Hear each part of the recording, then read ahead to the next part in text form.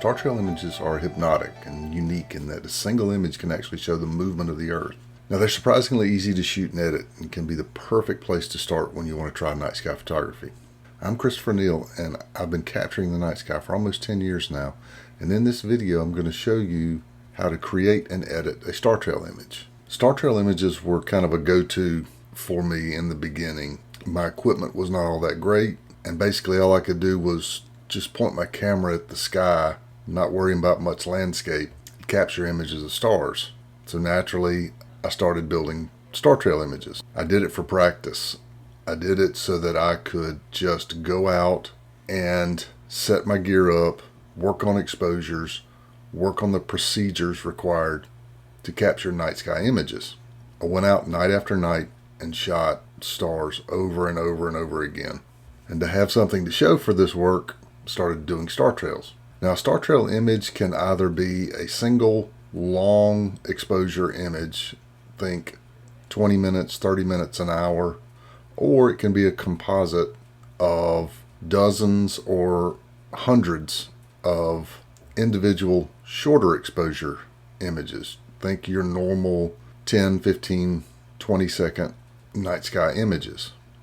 One of the really neat things about star trail images is because you're not worried about the tailing in the stars, you don't have the constraints of shutter speed that we do in conventional Milky Way and nightscape images. You can comfortably shoot a 30-second image and not worry about there being any drag. So what you need is a camera that will shoot in manual, that will manual focus, a DSLR, mirrorless camera, a wide-angle lens, and a sturdy tripod. The additional thing that you're going to need is an intervalometer. Now, I shoot with a Nikon Z6 II.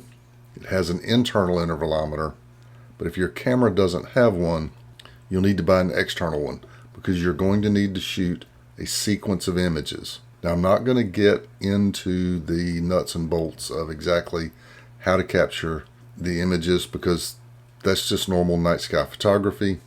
I have a video, and I'll link it above, that will get you started.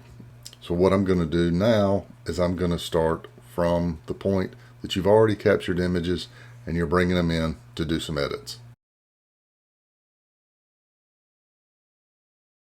Let's run through an edit.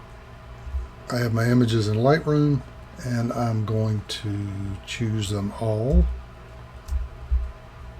And I am going to export all of them into pure RAW.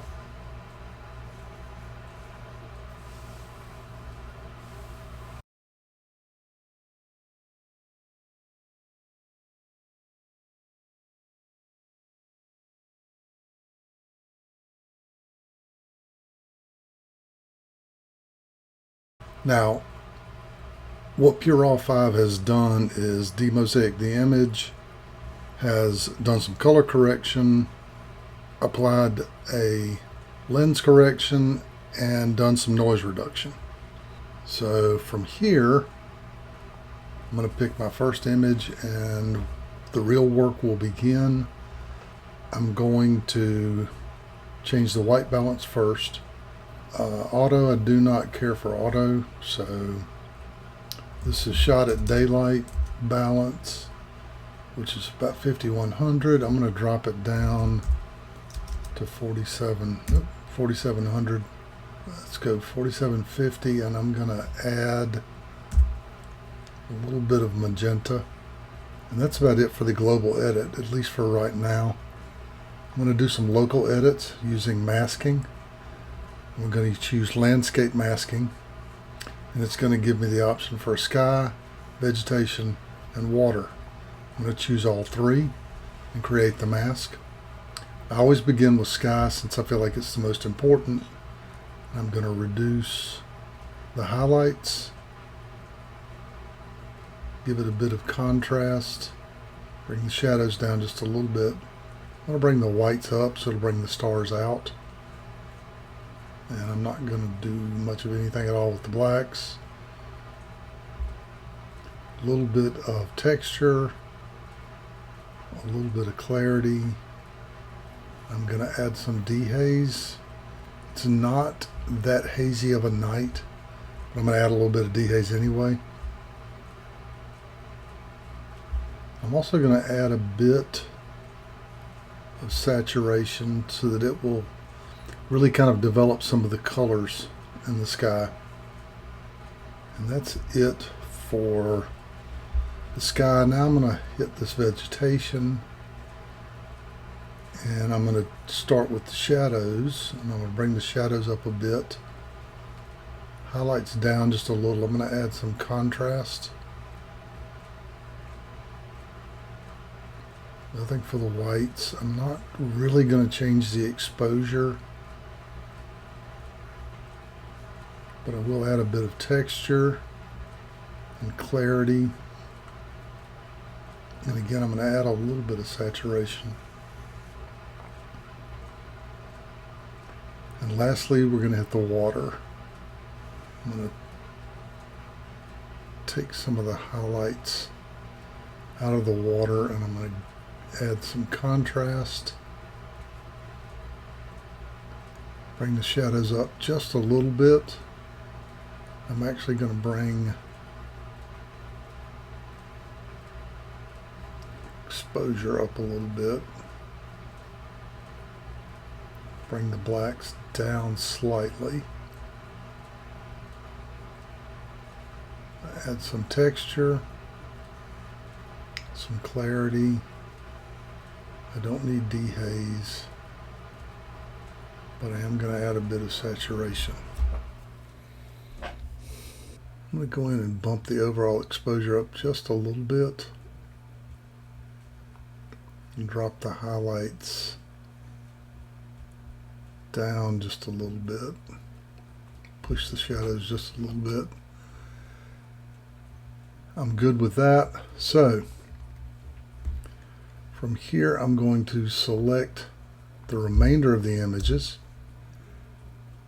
and we're going to sync the settings, making sure to synchronize the masks. And I'm going to replace, just in case there may have been a mask applied to it at some point in time. I don't want to merge them. I just want to replace them. And this is going to take a few minutes as well. So we'll hang out.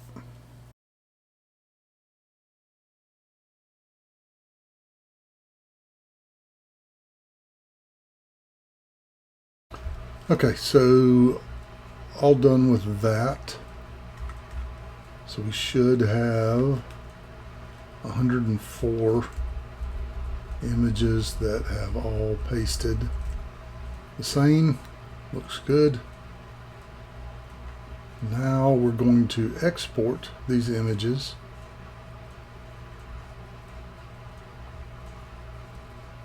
I'm going to send them to my working volume.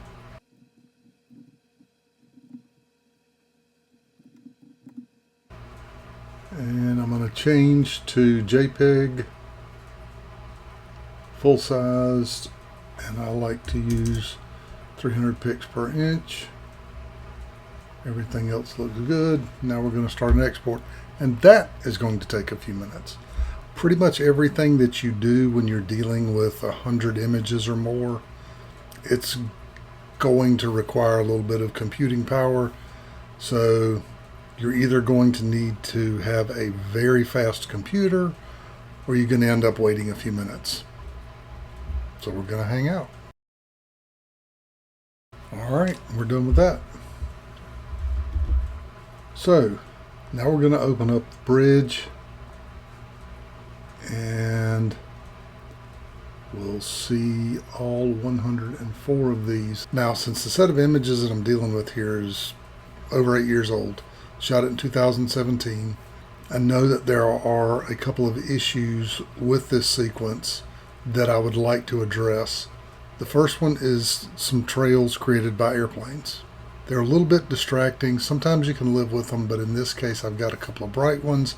I'd rather not. The second issue is down in the water right here is some foam. There is a culvert right here under the camera, and as the night went on, some of the foam would come across the camera lens here.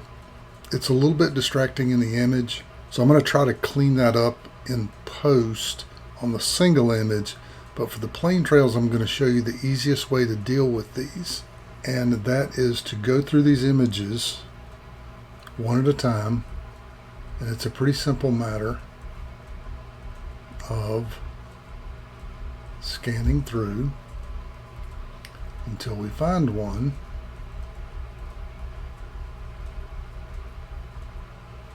There we go. The best way to deal with this airplane trail up here is in Photoshop. And the way I've got my bridge configured is if I double click on the image, it launches it in Photoshop. Now in Photoshop, I'm going to choose the spot healing brush, and I'm going to click at the bottom of this trail, press Shift, and click at the top, and it draws a line and clears it out. Now I'm simply going to close that image, and it's going to ask me if I want to save it back, and I'm going to save it back at maximum. Now we see that image is gone. So I'll move to the next one. Same thing. The airplane is now moved a little bit farther down. So I'm going to click, Shift, click. And we're going to save.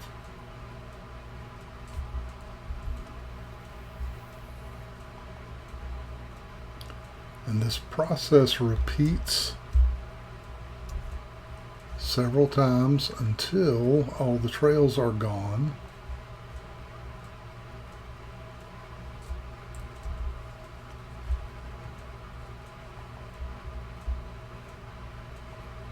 At some point here you can stop using the shift because the trails are no longer really long enough, and you can just hit them with, it looks like it's disappeared now, so I'm going to continue.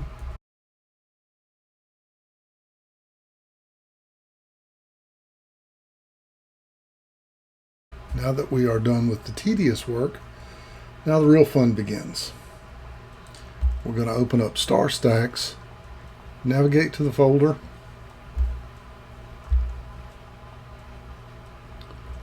load up all the images, open. We don't have any dark frames. We don't need save until this ends, and we're going to start processing. And we're all done. Once it's done processing, it automatically opens up the gap filling tool, and it will allow you to adjust the threshold for the gaps and the amount that they are filled in. Gaps are created because there is a 1 to 2 second delay between each image, creating a very slight gap in the star trails, and that can be addressed with this software. So I like what I've got there. Now I'm going to save it out. I'm going to save it back into my image drive. And the image is saved, and we are done with StarStax. So now I am going to synchronize this folder, and we'll pick up the new image. Wait while it scans for metadata. And I always like to flag my images that have edits, and that is a partially finished star trail image. Now you can stop here, have an image that would be well worth sharing, but we're going to take this a little bit further. We're going to open this up in Photoshop. Now the first thing I'm going to run in Photoshop is Color FX from DxO. Clarity bump brings out a lot of good detail. Reduce contrast a little bit, bring the dynamic contrast up. Check color cast. I like what color cast does here. Now I'm going to apply that filter. See, it's brought out a lot of foreground here. Now you can really see the issue that we have down here. My next edit is Luminar 4. It's a little bit too much.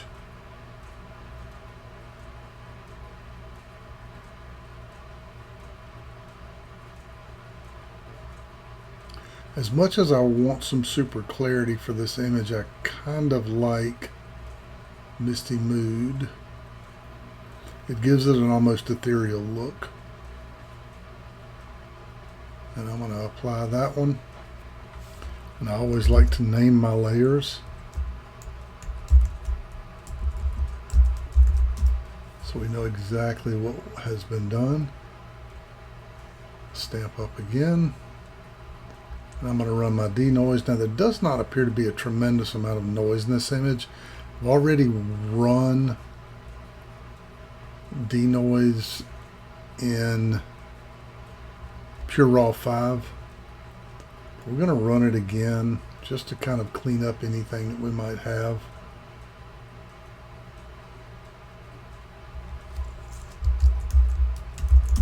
Stamp up again. Now I'm going to give this a dodge and burn layer, and I'm going to use Raya Pro so that I can use a luminosity mask to specifically target the sky around the star trails.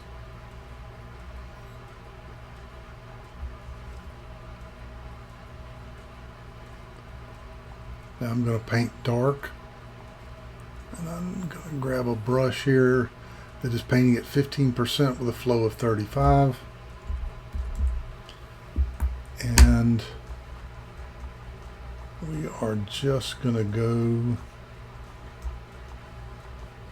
over the sky here a little bit.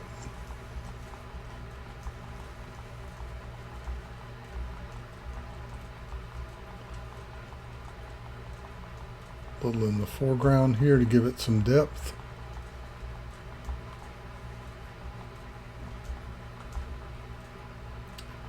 We see what this is doing. It's making the sky just a little bit darker, taking some of the haze out, making the star trails pop. So my last step in this process is to add my watermark, and I do that with a brush so that I can control the size, color, and positioning. I'm going to drop my watermark there. And the last thing that we're going to do is export.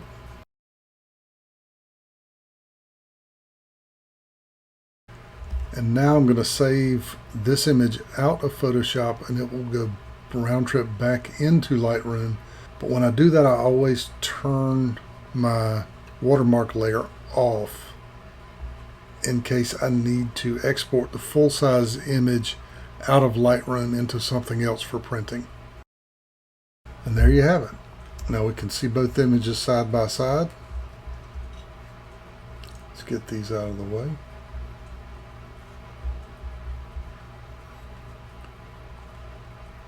This is the edited image. It's fully edited image, and the image as it came out of StarStax. Thanks for watching. If you found this video helpful and you want to see more content like this, don't forget to hit that like button and subscribe to my channel. It helps me out and ensures that you don't miss any future videos that I'll share. If you have any questions or topics you'd like for me to cover in future videos, leave a comment down below. I'd really love to hear from you. So, until next time, get out there, capture some magic.